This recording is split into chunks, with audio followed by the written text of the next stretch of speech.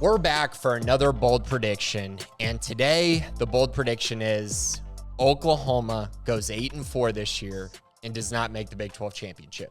Now, it's pretty bold, and obviously a lot of the people who watch this show have a lot of varying takes, and I gave my prediction for Oklahoma last week, and I think they're going to go over. I think they're going to be a 10-2 or an 11-1 type of team this year, especially based on their schedule, but 8-4 this year is very interesting when you kind of go through their games, because it is very hard for me to get to 4 losses on this schedule. But let's run through it. Okay, so at Nebraska, I think is their first opportunity at potentially losing.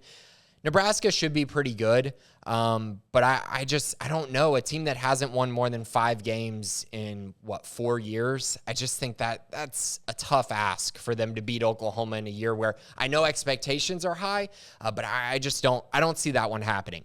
Kansas State at Oklahoma, possible.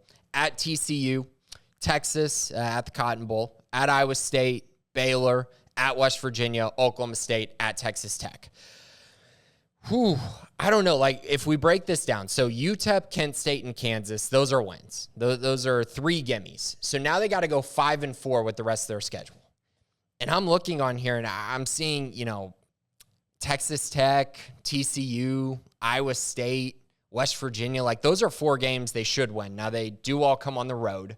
So that could get a little tricky. But then you get Kansas State, Baylor, and Oklahoma State all at home. You got Texas in the Cotton Bowl.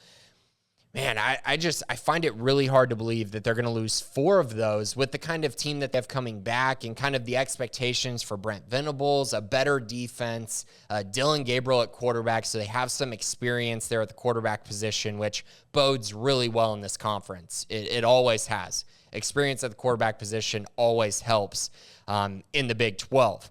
I also think just one of the things is they're going to have a talent advantage over pretty much every team they play. And I think that is one of those things where talent can win you games alone. You just roll out there and you're winning up front. You're winning on the offensive and defensive lines, and they're going to do that more times than not this season. So if you chalk up 3 wins, I look at the rest of their schedule, I see at least 3 games that I feel like they will definitely they're definitely going to win 3 of these games. So that's 6-6. That's 6 wins right there. And then I kind of look through and I go, okay, Kansas State, Baylor, Oklahoma State at home, Texas neutral site. I think they at least get 2 of those, right? And 2 of those get you to at least 8-4, and then you just got to win 1 more game on your schedule.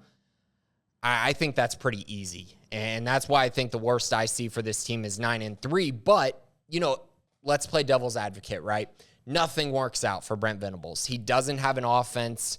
They're not able to get a system installed immediately. They have injuries. Let's say, Dylan Gabriel gets hurt. What do they have as their backup? That's tough. If they lose offensive linemen, I think they're going to have a tough time rebounding because I don't think that group is as experienced or deep as it has been in the past.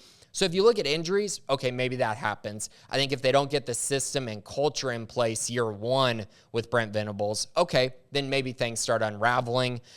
This is still very high on the boldness scale. This is an 88 for me, a B+.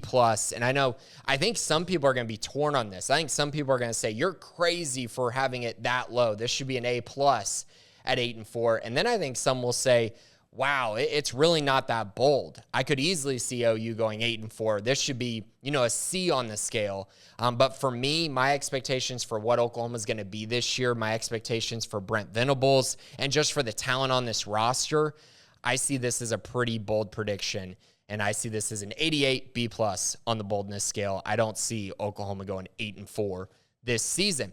That's it for bold prediction number 2, the Oklahoma Sooners. We're moving on from them. We're going to have more bold predictions coming up later in the week, but thanks for listening.